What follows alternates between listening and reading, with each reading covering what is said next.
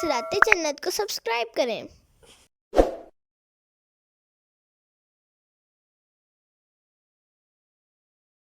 وَإِنَّهُ لَذِكْرٌ لَكَ وَلِقَوْمِكَ ترجمہ کنز العرفان۔ اور اے حبیب، بے شک یہ قرآن تمہارے اور تمہاری قوم کے لیے شرف و بزرگی ہے۔ وَسَوْفَ تُسْأَلُونَ اور اے لوگوں، عن قریب تم سے پوچھا جائے گا۔ تفسیر صراط الجنان۔ ارشاد فرمایا کہ اے حبیب صلی اللہ تعالی علیہ وآلہ وسلم، یہ قرآن آپ کے لیے بطور خاص عظیم شرف کا سبب ہے کہ اللہ تعالیٰ نے آپ کو نبوت اور حکمت عطا فرمائی، اور عمومی طور پر آپ کی امت کے لیے بھی عظمت کا سبب ہے کہ انہیں اس سے ہدایت فرمائی۔ اور اے لوگوں، عن قریب قیامت کے دن تم سے پوچھا جائے گا کہ تم نے قرآن کا کیا حق ادا کیا، اس کی کیا تعظیم کی، اور اس نعمت کا کیا شکر بجا لائے۔ اس آیت سے معلوم ہوا کہ قرآن مجید وہ عظیم الشان کتاب ہے جو اس امت کی عظمت، ناموری اور چرچے کا ذریعہ ہے۔ اسی طرح ایک اور مقام پر اللہ تعالیٰ ارشاد فرماتا ہے، لَقَدْ أَنزَلْنَا إِلَيْكُمْ كِتَابًا فِيهِ ذِكْرُكُمْ أَفَلَا تَعْقِلُونَ ترجمہ، بے شک ہم نے تمہاری طرف ایک کتاب نازل فرمائی جس میں تمہارا چرچا ہے، تو کیا تمہیں عقل نہیں؟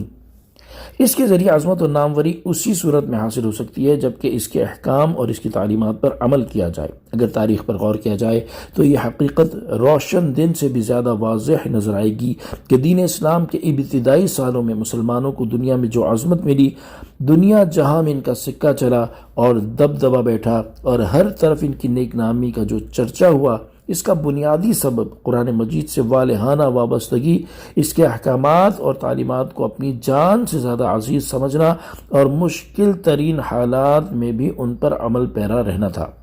اور فی زمانہ مسلمان دنیا بھر میں جس ذلت اور رسوائی کا شکار نظر آ رہے ہیں، اس کی بہت بڑی وجہ قرآن مجید سے ان کی وابستگی ختم ہو جانا، اس کے احکامات کی پرواہ نہ کرنا اور ان پر عمل چھوڑ دینا ہے۔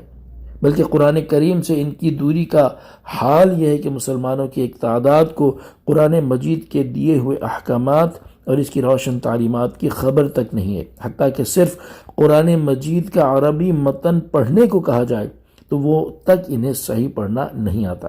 گھروں میں ہفتوں اور مہینوں قرآن مجید سنہری کپڑوں میں ملبوس رکھا رہتا ہے، اور موقع ملنے پر اس سے گرد وغیرہ کی تہ صاف کر کے دوبارہ اسی مقام پر رکھ دیا جاتا ہے۔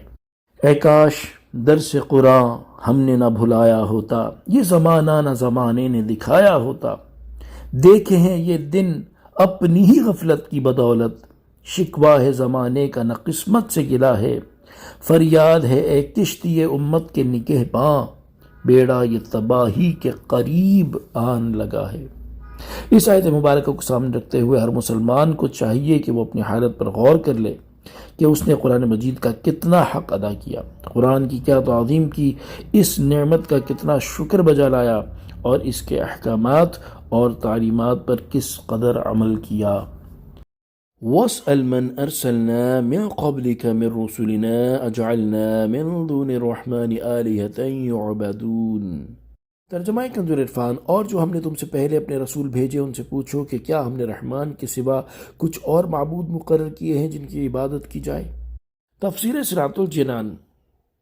بعض مفسرین نے فرمایا کہ رسولوں علیہ السلام سے سوال کرنے کے معنی یہ ہے کہ ان کے ادیان اور ان کی ملتوں کو تلاش کرو کہ کیا کہیں بھی اور کسی بھی نبی کی امت میں بت پرستی روا رکھی گئی ہے۔ اور اکثر مفسرین نے اس کے معنی یہ بیان کیے ہیں کہ اہل کتاب میں سے جو لوگ ایمان لائے ہیں ان سے دریافت کرو کہ کیا کبھی کسی نبی نے غیر اللہ کی عبادت کی اجازت دی، تاکہ مشرکین پر ثابت ہو جائے کہ مخلوق پرستی نہ کسی رسول نے بتائی اور نہ کسی کتاب میں آئی۔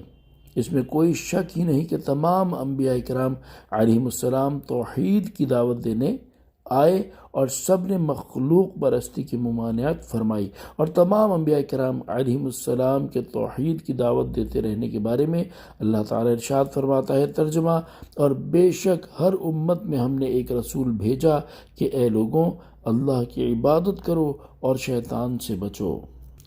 وَلَقَدْ أَرْسَلْنَا مُوسَى بِآيَاتِنَا إِلَى فِرْعَوْنَ وَمَلَئِهِ فَقَالَ إِنِّي رَسُولُ رَبِّ الْعَالَمِينَ اور بے شک ہم نے موسیٰ کو اپنی نشانیوں کے ساتھ فرعون اور اس کے سرداروں کی طرف بھیجا تو موسیٰ نے فرمایا بے شک میں اس کا رسول ہوں جو سارے جہان کا مالک ہے۔ فلما جاءهم بآیاتنا اذا هم منها يضحكون، پھر جب وہ ان کے پاس ہماری نشانیاں لایا تو جب ہی وہ ان پر ہنسنے لگے۔ تفسیر صراط الجنان۔